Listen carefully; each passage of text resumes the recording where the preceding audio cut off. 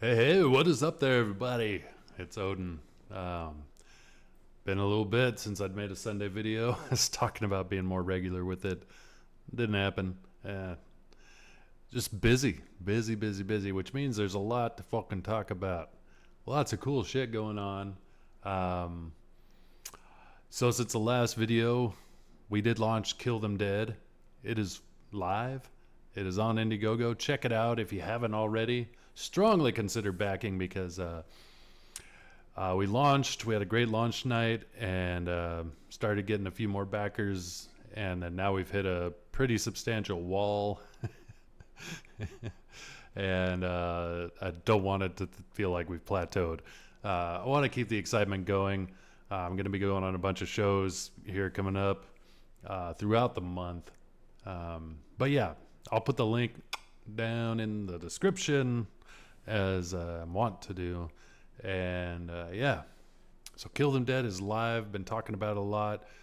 It's one of those campaigns where it's super ambitious, as we say. And I keep saying this term, which is we need all the support we can get to get this behemoth off the ground and soaring like a phoenix from the ashes of wherever we started from. So it is live. Check it out. Link below. The launch was great. Hung out, launched on Bancroft, and was super gracious to host that. Had a lot of fun. Went on a very special edition of The Gutter with my dear friend Aldous and JP and a whole cast of other people who showed up and had a blast. All of them awesome people, either friends or new friends. But I really appreciated all the support we felt and got on launch day and since then. So anybody who's backed, thank you so very much, especially those of you who backed the collector's edition, which is the coolest shit ever. But we know it's a steep price tag, so you're a true believer, and can't thank you enough. So that's Kill Them Dead. It is live. Check it out. What else we got going on? All kinds of shit. Oh, this is really cool. Let me take a drink first.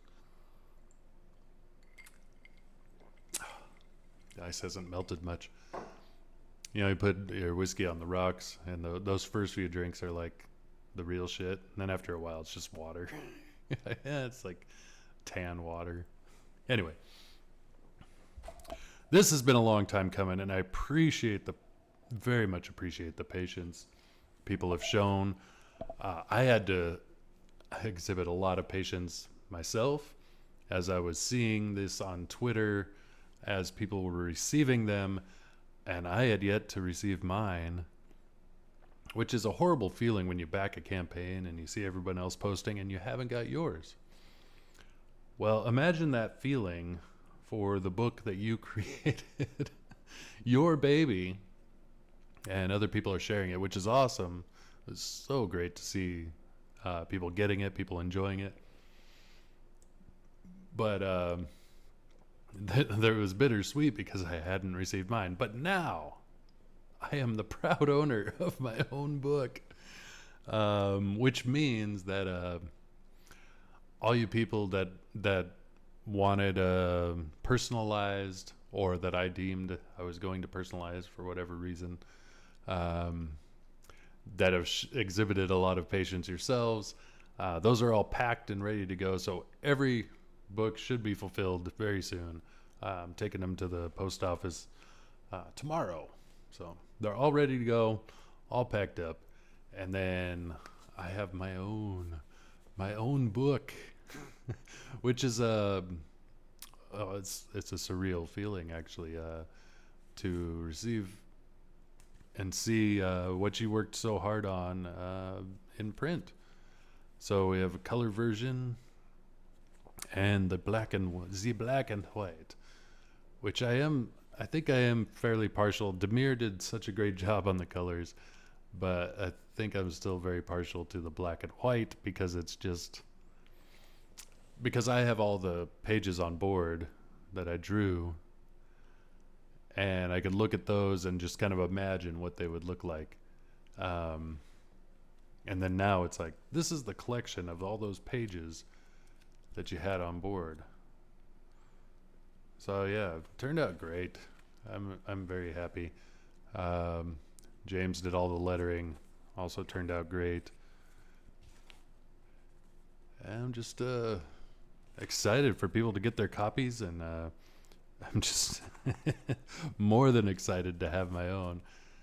This one here was sold the other day, the original, which I'll talk about in a little bit. But yeah, what a lot of fun. And it's great to see something you worked so hard on in print. This is one of my favorite pages. Get the glare off, maybe. And then the Cole story turned out super awesome. Hand lettered by yours truly, and hand drawn by yours truly. But this was one of my favorites. Oh, let's see here. My brain's not working. This if I could get it just right. There we go. I have to think backwards to get like, oh yeah. But this is one of my favorite 2 pages from the book. This this panel, one of my favorites. So I took the drapery from the wizard and turned it into Cole getting sucked into a mirror. Anyway, if you backed it and you haven't got it yet, you should be getting it very soon. So thank you for your patience. Yeah, what a wonderful what a wonderful feeling. And these are very thick. It's hard to show, but I went through several bags trying to fit these, and I guess I could have gone like magazine style with the bags, but then they're loose, and I don't like that. I don't like loose. And they're probably out there. I just couldn't find them, but like just slightly oversized. I mean, that's got to be a thing, right? For bigger graphic novels. Anyway, I know there's the right size out there. I just didn't find it. So, but it's there. And then also everybody's getting these playing cards, all the aces, starting with we have Vidon the Beholder. Vidon the Beholder. The clubs, or as my daughters would say, the clovers. They used to. They know it's clubs now, but when they were kids, they're like, Dad, it's a clover, not a club. I'm like, just, it's club. Shh. Monty from Magnificent Bastards, the Ace of Spades. The ace of all of our hearts, the husk from Kill Them Dead. And then a new property, which we will be talking about quite a bit more in the near future, Paper Machete. The diamonds in her eyes. So you get all the Broken Compass aces playing cards with a cool Broken Compass logo on the back. And everyone also gets the beautiful Skunk Artworks print,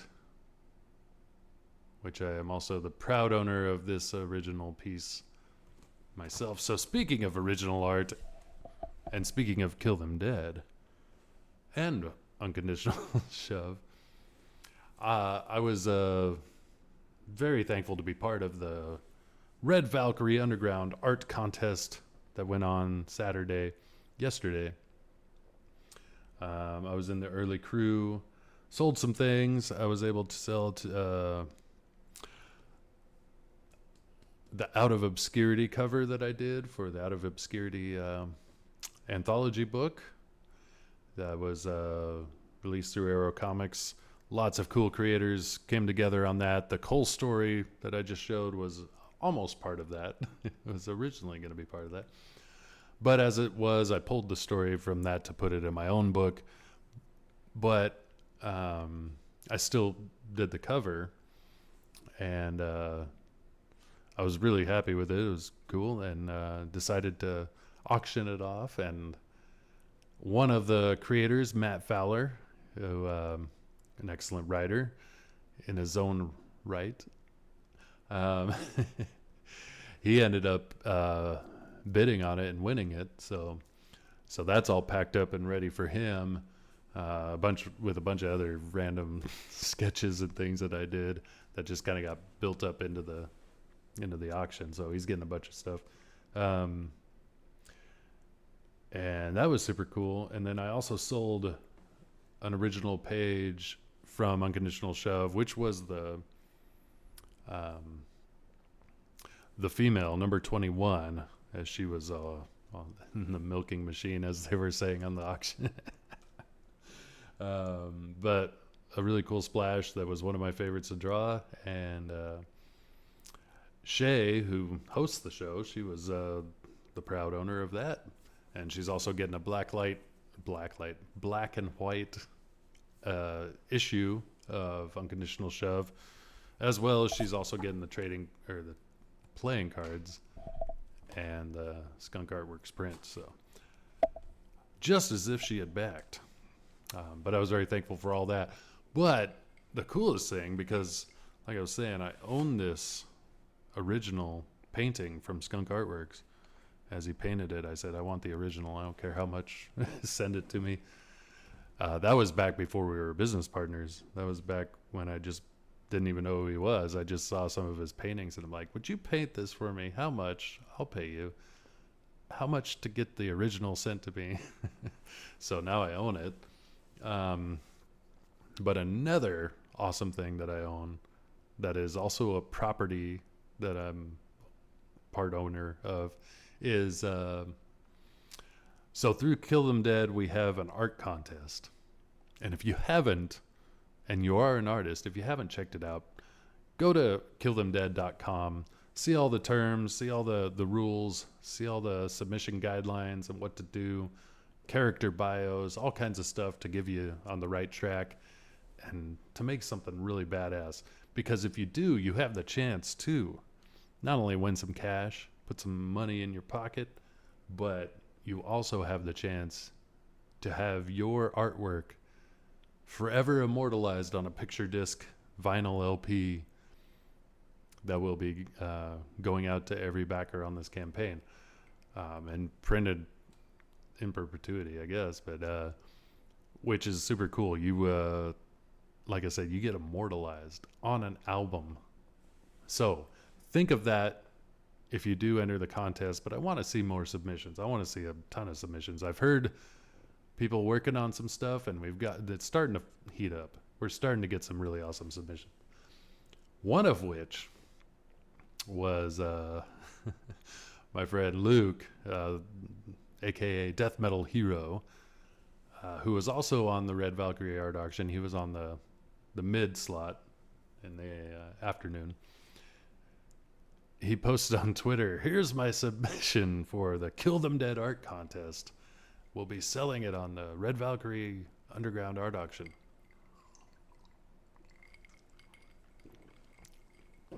I saw it, liked it, retweeted it, all that, and I went, it will be mine. Oh, yes, it will be mine. It might be mine in more than one way. If he wins the art contest, we're going to be slapping that image on a vinyl record. But I'm not a judge. I will be judging. I'll be sitting on a throne of judgment, as I always do. But I'm not an actual judge in the Kill Them Dead art contest. But that said, he made a fire-ass piece. It was just badass. It was Anubis in a pose, but he utilized the shape of the record as several submissions. I know Elliot was very, very particular about like how that would look on a 12-inch vinyl record. And Luke, the same thing. It was like, where's the placement of the hole for the spindle on the vinyl, So so anyway, he was going to sell it on the art auction, and I waited it was the last piece he was throwing out there. And he started the bid at 75, and I just went, no, no one else is getting this. I threw down 150. First bid. And I was waiting. I'm like, if somebody wants to go a bidding war, we can do this. I still had a threshold, but I was like, yeah, I'm going to make sure this is mine probably. But if it's not, it's going to be going for what it's actually worth. And that's the thing. Like, nothing really goes for what it's actually worth in a certain sense. Every once in a while something does. But to me, that piece, I mean, especially because it's like related to something I'm part of creating, I was like, yeah, I've got to have that. I've got to have that original. And so very, very glad to throw down extra just to make sure that I got it.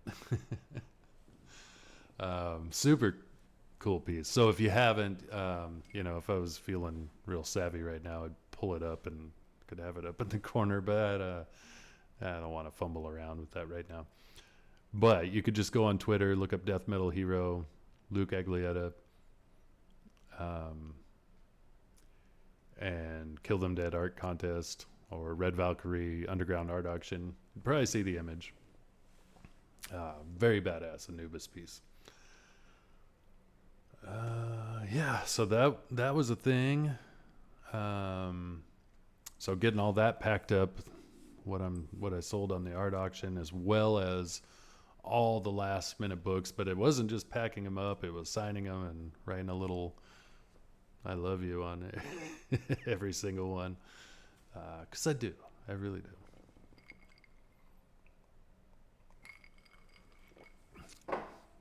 So that's all the book stuff. As you can see, I'm still in my temporary abode. This is a temporary apartment, which my new job was so gracious as to give me while I found permanent dwelling, which I found.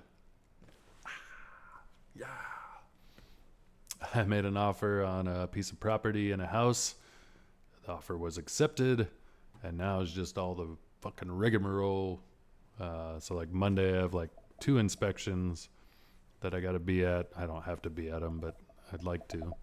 The house inspection, septic inspection, well inspection. The well inspection's not tomorrow, but septic and house. And we'll just see what the deal is. But it's a fairly new build. I mean, I say that.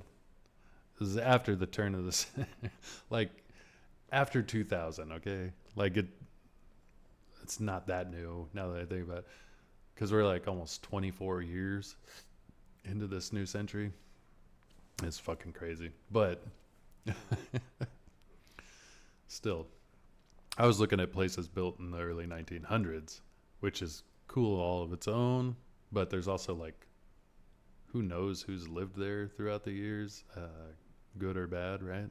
So at least it felt clean and fairly modern. The property's cool. 2.5 acres, heavily wooded. But what's funny is and the property is very rectangular, which I like. I don't like these weird property lines that are all like trapezoids and fucking hexagons or something, just weird shapes. This one's nice, clean rectangle lines. But what's funny is all the properties around it are very cleared. Like they're very open. And so like if you looked on Google Maps, it's just like a little forest in a rectangle shape, a little 2-acre forest.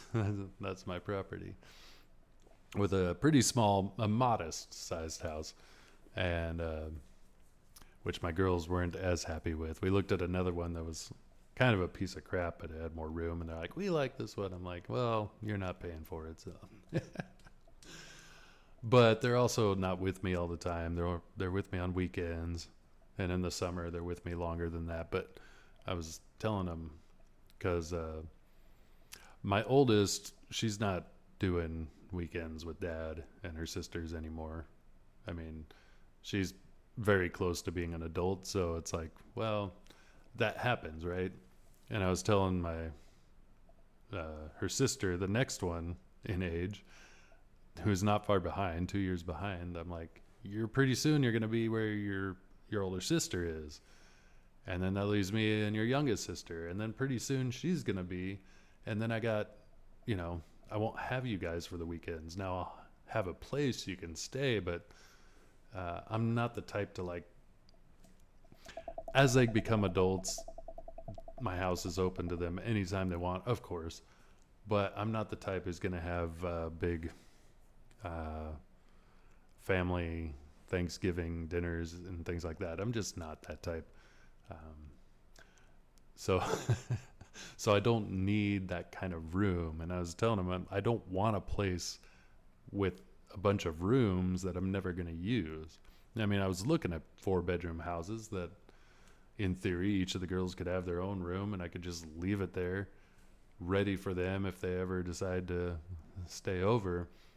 But, you know, if they all move to the 4 corners of the U.S. After they graduate, you know, it would just be there if they need a place to stay when they're in town, you know. But that said, their mom's always going to be fairly close, and so, yeah, anyway. I don't like a ton of space that I'm not using, but the house it's big enough to accommodate, and it's got room. It's got 2.5 acres that I can do whatever I want with. First order of business, eventually, as I get money for the build of it, is going to be a shop. There's a garage, but the garage is not big enough for what I need to do. So build a shop, but I can build it fairly easily and cheap. The slab will be the expensive part. I think everything else I could do fairly cheap. Of course, everything's expensive now. But anyway, it's mine, or soon to be mine. Closing mid to late November, and yeah, so I'll be here at this temporary place just a little bit longer. What else? What else is going on? So the job's going really good. From what I can tell, they really like my work. They really appreciate having me there. Nobody's like just stroking my ego like crazy, but I can kind of tell that they really like what I'm doing, and I like the place. It's big, it's different than what I'm used to, but everyone I've worked with has been really awesome, and my boss is very, very much like, dude, you know what you're doing, just do it. If you need anything, holler. He's definitely not up my ass, which I appreciate. Now my boss's boss, he's not up my ass, but he's very forward thinking, which is why he's in the position he is. But he's always throwing ideas at me. He's like, what about this, what about that? And I'm like, yeah, dude, whatever you want, man. We can do it, as long as we can do it. So I also have to tell him what we can and can't do. But I like working with him. I like working with all the people I've worked with. So very cool. I'm enjoying it. Springfield is warming up on me. I found a cool theater, and it's cooler in a lot of ways, but not as cool in a lot of ways as the theater. If you watch my channel much, you know I love this theater in Spokane. Used to go all the time. $2.50 movies. When they were showing older ones throughout the week. So it'd be like Tuesday or Wednesday night, looking for something to do or just kind of bored. I'm like, what are they playing? And they're playing The Shining. Let's go watch The Shining for $2.50. And you could get it like beer, and like you could get a tall boy for $3. So I'll have a couple tall boys. I'll watch The Shining, and bottomless popcorn was like $8. So for less than $20, I'm having a great night seeing The Shining as an example, but I saw The Thing there. I saw Vertigo. I saw Big Lebowski. I saw Flash Gordon. I mean, it was all kinds of crazy, just random movies. And, not all of them were great, but if they were playing a great one and I was bored some night, that was a hell of a time for less than $20. So I loved that theater. It was old. It was one screen that accommodated like 350 people or 400 people. It was a lot of seats, and they were old.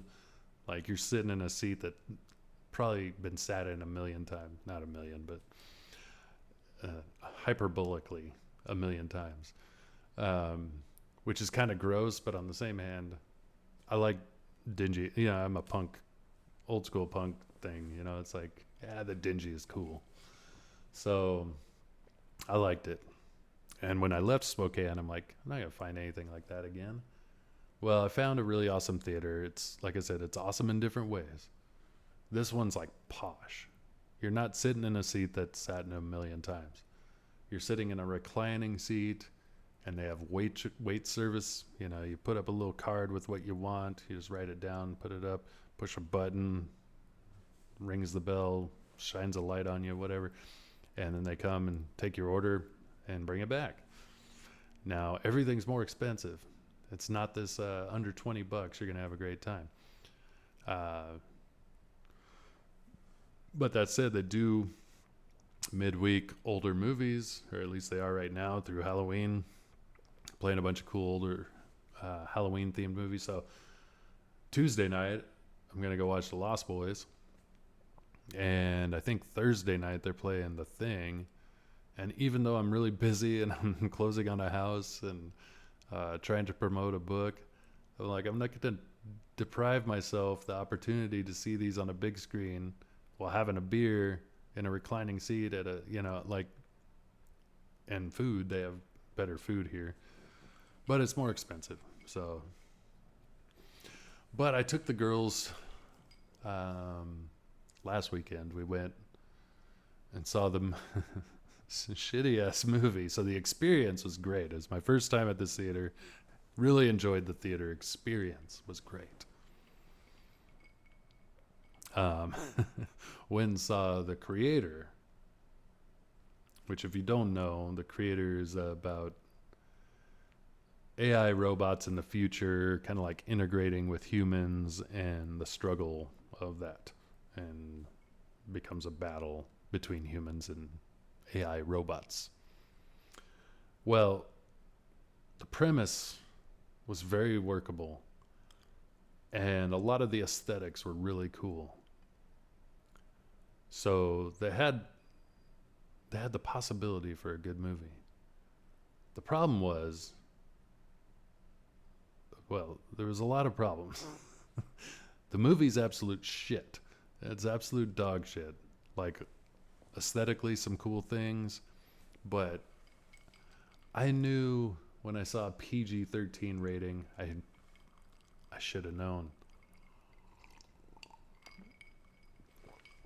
But I gave it a chance. I asked my girls, because they were playing Cabin in the Woods at the same time at that theater. So again, an older Halloween horror movie. And I'm like, and we've all seen, my girls and I had all seen Cabin in the Woods. I'm like, we could go watch a movie we've seen and we know we like on the big screen, or we can watch this new movie and give it a shot. And they voted to watch the new movie, which I was intrigued to. I'm like, all right. Well, it was shit. So a great premise, and like the intro. So this is going to be spoilers, but I wouldn't recommend watching it anyway. But if you are going to watch it, just turn it off. I don't care. It starts off with like well, they show the history of like robots and AI and all this leading up to the present. And they do it in a really cool, campy, like stock footage. I don't know. But anyway, it starts with this nuclear bomb dropped on the U.S. And apparently it was gifted. It was dropped by AI robots from, I think they called it New Asia, where the robots and humans all played along. But anyway, big old nuke drops, and then it kind of starts with the president being like, we're not going to take this shit from these robots, like, now it's, we've got a warrant out on every robot out there. We're going to kill them all, fuck the robots. And he didn't say that. He said it very stately and president-like, but also very aggressive. But I was in. I was like, this is cool. Yeah, robots, AI robots in Asia dropping a nuke on the U.S. I'm in. That's interesting. The president being like, we're going to kill all the robots. And I'm like, this is great. And then we go along, and I'm like, it just deteriorated. And then there were certain points where it just fell off a cliff, and I'm like, they're not doing this to this movie. Are they really doing this? Because it really is. AI robots good. Humans bad. Humans evil. Robot good. Human evil. Robot good. Human evil. There's only one human who's not evil.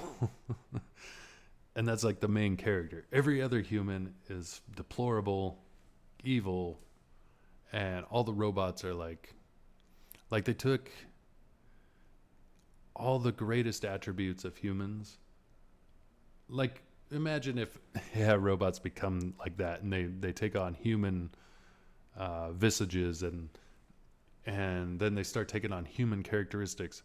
Why would you assume that they're going to take all the best human characteristics? Because they're like fucking Buddhist monks. That's no joke. Like, all of them, and they talk like that, and they're all like, I don't know how to describe it. It was absolutely dumb. So they're all like Buddhist monks. They're all peaceful. They all have all the best human traits. And then it's like all the humans forgot all the best human traits and only went after the worst ones. And again, with Disney, I knew it was going to be bad. Like, I thought they had a chance to do like some espionage stuff, like some scrupulous and unscrupulous humans, and then scrupulous and unscrupulous robots, and a lot of like espionage and intrigue and factions and sects. I thought they could have done cool shit like that, but instead it was just like binary. It was like robot good, human bad. Fucking stupid. And I mean, there was some aesthetics and some possibilities to make like a District 9 Blade Runner kind of mashup. That's kind of what I was hoping for, and it was none of those things. Felt very Disney, very like cookie cutter, kid gloves kind of moral of like, let's not hate on things we do. So anyway, the nuke that was dropped. So one of the robots explains it, and he's like, you know why that nuke dropped? And it's all very Buddhist monk, like, you know why that nuke dropped? It was a coding error. It was a human coding error, and you blamed it on us. And it's like, I don't know, it's just so fucking dumb. Horrible, horrible movie. And part of the reason I hate it so much is because it had potential. They had a premise that had potential, and it started off like they had to make it like, oh, it was a human coding error. Like they were just driving that into the ground. Like, humans are evil, robots are good. Oh, I hated it. So don't waste your time. If you listen through this and you heard my spoilers, good. It's not worth watching. Now, again, really enjoyed the movie-going experience. That part was great. The movie was just, and I didn't say anything. So, we don't talk during the movie, and then afterwards, walking out to the car, and I'm like, so what'd you girls think? And I didn't want to be influential, but my my older daughter, she was like, "Oh man, I was so stupid." And I'm like, "Yes, thank you for being critical." My younger daughter kind of liked it at first until we started explaining. She's like, "Yeah, now that you mention it, she's not as critical. She's younger, but anyway, it's cool that I found the theater. I'm looking forward to seeing some of the other stuff. Um, Enjoying the job, excited about the property, excited to move out of this apartment. So I keep my voice a little lower. It's because the other morning I was playing some music and I didn't realize it was that loud, but as I went to leave to go to work, it was like a sticky note on my door that said, "Turn your music down." It said, "Please turn your music down!" Exclamation point. But I was like, oh man, I didn't hear him knock or anything. Maybe it was too loud because I didn't even hear him knock. Maybe they didn't. Some people are just passive aggressive like that. But what cracked me up the most was somebody else walked by with a different pen, different handwriting, and said "fuck no" on the sticky note. So apparently I was of interest to several people in the complex. But that said, I'm not an apartment guy. I don't like having to monitor my noise levels. But I also don't want to be that guy. So, but soon I won't have to worry about it, except for, the rules of a neighborhood of people with property. It would be the clampety type and have 20 unused vehicles that don't work strewn about the property. It's the way to go. Kids' toys everywhere that have seen like 3 seasons of deterioration.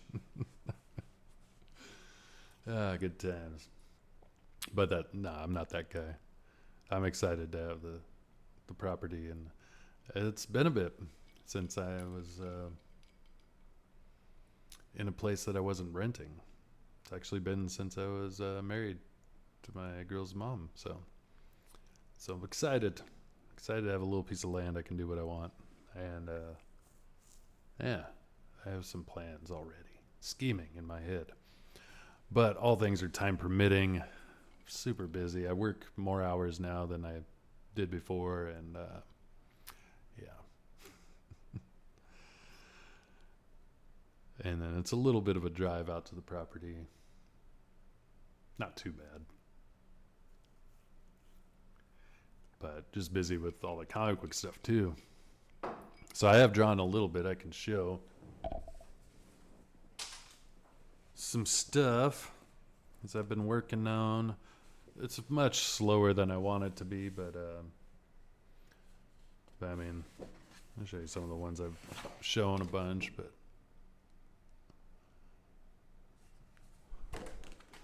we're building a story here. What did the 5 fingers say to the face? Slap.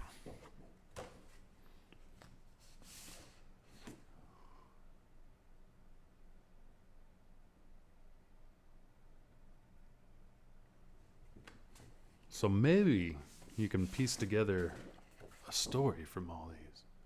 There is a story in there. Trust me. But this one was fairly recent. So,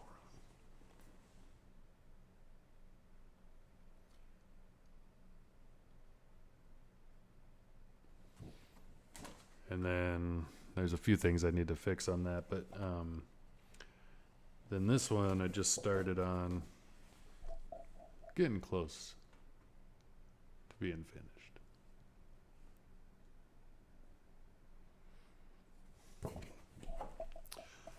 It's just much slower. It's also much harder without my drafting table. So that's why another reason I'm excited to get to the new place and get like set up exactly how I want. even more so than I was at the place I was before this. So, but I'm trying really hard not to like settle in here, this temporary place, which isn't that hard because I'm like, I want to move. I don't like people leaving sticky notes on my door.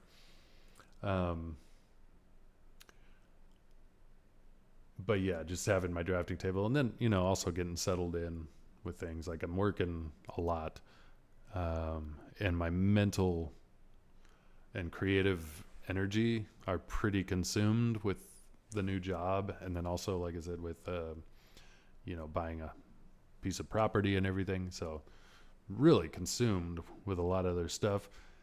And when I get home, like drawing sounds fun, but I also need to make sure I have the proper creative juice to work on it, give it the time it deserves and things like that. So that's just going to take time to settle in and everything. But yeah, my creative energy's a bit not tapped. I'm able to draw from time to time, but it's maximized a bit more than usual because I have to focus so much on the new job, and but it's going good and I'm enjoying it. And Springfield's growing on me. Found a cool theater. Gonna go watch Lost Boys and probably The Thing, and two of my favorites. And then we'll celebrate Halloween, but with Kill Them Dead, I've got shows coming up. So this Friday night, we'll be on The Gutter. Not a special episode, but an episode of The Gutter. Always a good time. Always enjoy hanging out with Aldous and his co-host JP. I've got to start in on my homework assignment, so that's something I keep forgetting. Because one of the best things about The Gutter, the show, is it's extremely informative, and it shines a light on something you either don't know exists, but you should, or something you knew existed, but maybe you didn't know it was as cool as it really is. Or something you even read and knew, but you forgot how awesome it is. So excellent show. I think it's the greatest comic book show out there on the YouTubes. So we'll be the guest Friday night. At least I will. I doubt the other guys will join me.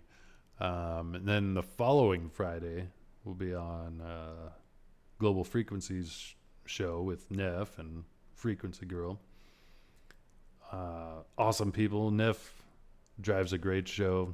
Excellent interviewer. He has such pertinent questions. They're very, I don't want to say profound. Pertinent is a good word.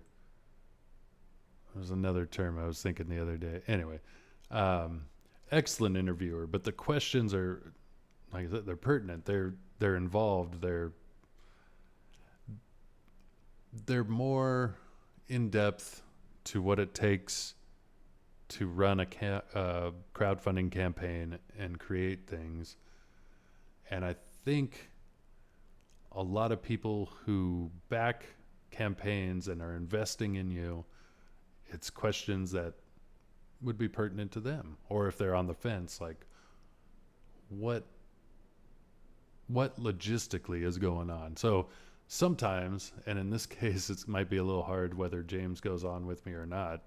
If he doesn't, I guess I've got the out of, because he's looked into a lot of the logistics. He got the quotes for the printing and things like that. Now I've seen the quotes, but there's a lot of things that I'm like, I could probably divert to him. James ain't here, but no, no, I know things. So, but that's what I like about his show. He is an excellent interviewer, by the way. More people should be watching his show. And he spotlights a lot of different campaigns. Doing the Lord's work, as they say. So that'll be next Friday. So this coming Friday with Aldous, the following Friday with Global Frequency. There's other dates that I'm probably forgetting. I know I'm going on Elliot Rodriguez's show early November. Metal Movies and Brewskis. I think it's Thursday. What day was that? If I had my phone, I'd look.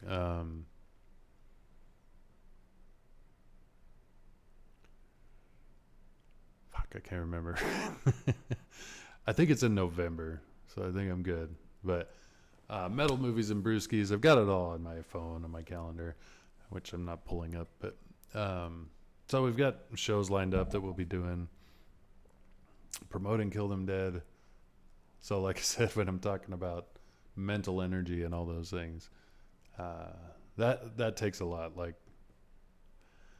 I don't mind being on streams. I don't mind that at all. But I'm a very introverted person, so there is a drain.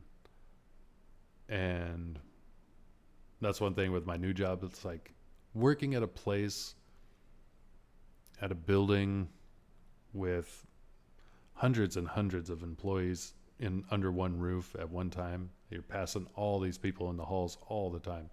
So hundreds and hundreds of people all the time. I'd say close to 1,000 people under that one building while I'm working. Now, I don't see them all, but there's a lot of people there. It's more socially draining, even if I don't interact with hardly anybody.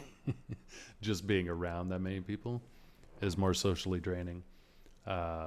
Doing streams, things like that, they do start to drain on me. So that is another thing, as I'm talking about, like having the creative juice to like do some things. And I'm like, now drawing is very cathartic for me, so it's also helpful in raising those energy levels. But sometimes at the end of the day, I'm like, I'm like kind of zombified. I'm like, I'm not going to draw because I'm not going to be able to give it, or I'm not going to work on pages anyway. I'm not going to be able to give it the creative juice that I need to. So, like I said, that'll all settle in. But that's all I got right now. If you made it this far, thank you so much. As always, wherever you're at in life, I hope that you're facing all your obstacles with power and courage, strength, care for those you love, and integrity above all. And if you do that, let the chips fall where they will. Time will prove you right, usually. So yeah, hope you're doing pure awesome.